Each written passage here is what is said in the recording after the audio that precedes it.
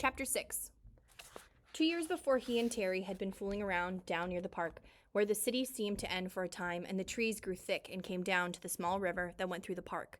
It was thick there and seemed kind of wild, and they had been joking and making things up, and they pretended that they were lost in the woods and talked in the afternoon about what they would do.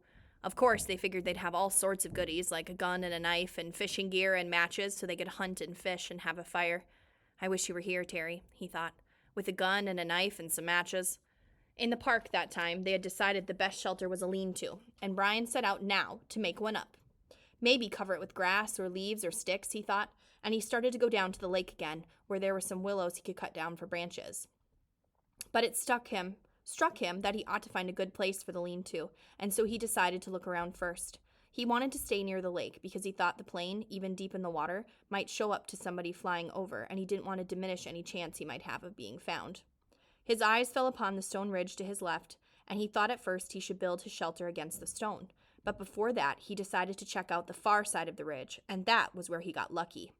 Using the sun and the fact that it rose in the east and set in the west, he decided that the far side was the northern side of the ridge. At one time in the far past, it had been scooped by something, probably a glacier, and this scooping had left kind of a sideways bowl back in under a ledge. It wasn't very deep, not a cave, but it was smooth and made a perfect roof, and he could almost stand in under the ledge. He had to hold his head slightly tipped forward at the front to keep it from hitting the top. Some of the rock that had been scooped out had also been pulverized by the glacial action, turned into sand, and now made a small sand beach that went down to the edge of the water in front and to the right of the overhang. It was his first good luck. No, he thought, he had good luck in the landing, but this was good luck as well, luck he needed. All he had to do was wall off part of the bowl and leave an opening as a doorway, and he would have a perfect shelter, much stronger than a lean-to, and dry because the overhang made a watertight roof. He crawled back in under the ledge and sat. The sand was cool here in the shade, and the coolness felt wonderful to his face, which was already starting to blister and get especially painful on his forehead, with the blisters on top of the swelling. He was also still weak. Just the walk around the back of the ridge and the slight climb over the top had left his legs rubbery. It felt good to sit for a bit under the shade of the overhang in the cool sand. And now, he thought, if I just had something to eat. Anything. When he had rested a bit, he went back down to the lake and drank a couple of swallows of water. He wasn't all that thirsty, but he thought the water might help to take the edge off his hunger. It didn't. Somehow the cold lake water actually made it worse, sharpened it. He thought of dragging in wood to make a wall on part of the overhang, and picked up one piece to pull up, but his arms were too weak, and he knew then that it wasn't just the crash and injury to his body and head, it was also that he was weak from hunger. He would have to find something to eat. Before he did anything else, he would have to have something to eat. But what? Brian leaned against the rock and stared out at the lake. What in all of this was there to eat? He was so used to having food just be there, just always being there. When he was hungry, he went to the icebox or to the store or sat down to a meal his mother cooked. Oh, he thought, remembering a meal now. Oh, it was last year, the last Thanksgiving they had had as a family before his mother demanded the divorce and his father moved out in the following January. Brian already knew the secret, but did not know it would cause them to break up, and thought it might work out, the secret that his father still did not know, but that he would try to tell him when he saw him. The meal had been turkey, and they cooked it in the backyard, in the barbecue, over charcoal with the lid down tight. His father had put hickory chips on the charcoal, and the smell of the cooking turkey and the hickory smoke had filled the yard. When his father took the lid off, smiling, the smell that had come out was unbelievable, and when they started to eat, the meat was wet with juice and rich and had the taste of smoke in it. Oh, he had to stop this. His mouth was full of saliva, and his stomach was twisting and growling. What was there to eat? What had he read or seen that told him about food in the wilderness? Hadn't there been something? A show, yes. A show on television about Air Force pilots and some kind of course they took. A survival course. All right, he had the show coming into his thoughts now. The pilots had to live in the desert. They put them in the desert down in Arizona or someplace, and they had to live for a week. They had to find food and water for a week. For water, they made a sheet of plastic into a dew-gathering device, and for food, they ate lizards. That was it. Of course, Brian had lots of water, and there weren't too many lizards in the Canadian woods, that he knew. One of the pilots had used a watch crystal as a magnifying glass to focus the sun and start a fire so they didn't have to eat the lizards raw. But Brian had a digital watch, without a crystal, broken at that, so the show didn't help that much. Wait, there was this one thing. One of the pilots, a woman, had found some kind of beans on a bush, and she had used them with her lizard meat to make a little stew in a tin can she had found. Bean lizard stew. There weren't any beans here, but there must be berries. There had to be berry bushes around. That's what everybody always said. Well, he'd actually never heard anybody say it, but he felt that it should be true. There must be berry bushes. He stood and moved out into the sand and looked up at the sun. It was still high. He didn't know what time it was, it must be. At home it would be 1 or 2 if the sun were that high. At home at 1 or 2, his mother would be putting away the lunch dishes and getting ready for her exercise class. No, that would have been yesterday. Today she would be going to see him. Today was Thursday, and she always went to see him on Thursdays. Wednesday was the exercise class, and Thursdays she went to see him.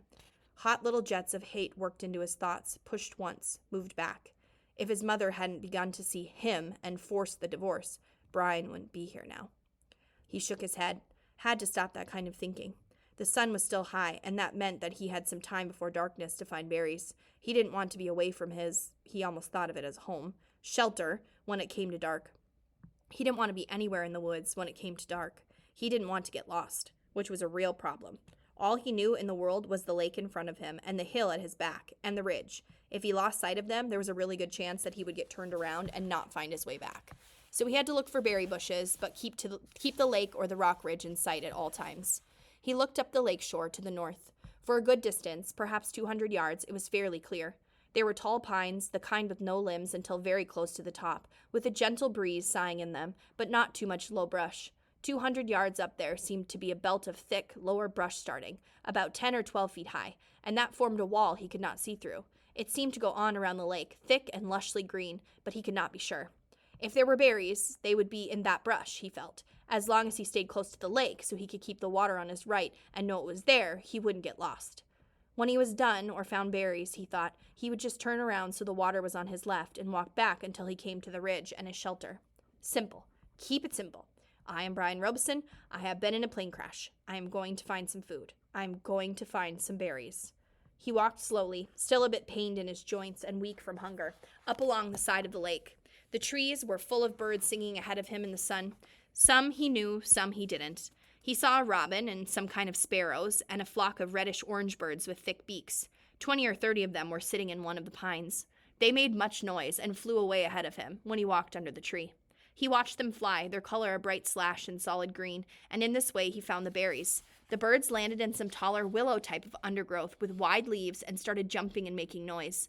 At first he was too far away to see what they were doing, but their color drew him in, and he moved toward them, keeping the lake in sight on his right, and when he got closer he saw they were eating the berries. He could not believe it was that easy. It was as if the birds had taken him right to the berries.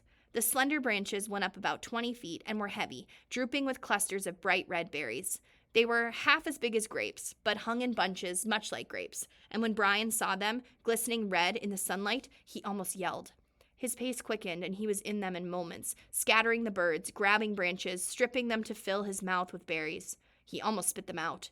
It wasn't that they were bitter so much as they lacked any sweetness, had a tart flavor that left his mouth dry feeling.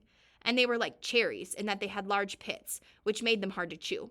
But there was such a hunger on him, such an emptiness, that he could not stop and kept stripping branches and eating berries by the handful, grabbing and jamming them into his mouth and swallowing them, pits and all. He could not stop, and when at last his stomach was full, he was still hungry. 2 days without food must have shrunken his stomach, but the drive of hunger was still there. Thinking of the birds and how they would come back into the berries when he left, he made a carrying pouch of his torn windbreaker and kept picking. Finally, when he judged he had close to 4 pounds in the jacket, he stopped and went back to his camp by the ridge. Now, he thought, now I have some food and I can do something about fixing this place up. He glanced at the sun and saw he had some time before dark. If only I had matches, he thought, looking ruefully at the beach and lakeside. There was driftwood everywhere, not to mention dead and dry wood all over the hill, and dead dry branches hanging from every tree. All firewood, and no matches. How did they used to do it, he thought, rub 2 sticks together? He tucked the berries in the pouch back in under the overhang in the cool shade and found a couple of sticks. After 10 minutes of rubbing, he felt the sticks, and they were almost cool to the touch. Not that, he thought. They didn't do fire that way. He threw the sticks down in disgust. So no fire. But he could still fix the shelter and make it, here the word safer came into his mind, and he didn't know why, more livable. Kind of close it in, he thought. I'll close it in a bit.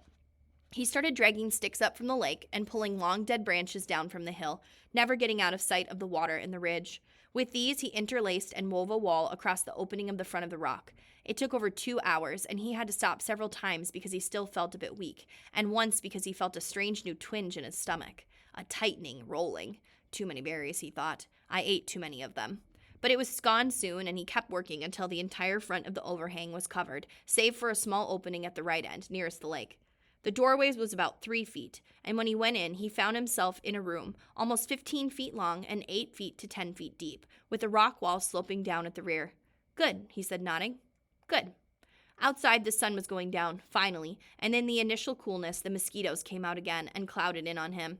They were thick, terrible, if not quite as bad as in the morning, and he kept brushing them off his arms until he couldn't stand it, and then dumped the berries and put the torn windbreaker on. At least the sleeves covered his arms. Wrapped in the jacket, with darkness coming down fast now, he crawled back in under the rock and huddled and tried to sleep. He was deeply tired and still aching some, but sleep was slow coming and did not finally settle in until the evening cool turned into night cool and the mosquitoes slowed. Then, at last, with his stomach turning on the berries, Brian went to sleep.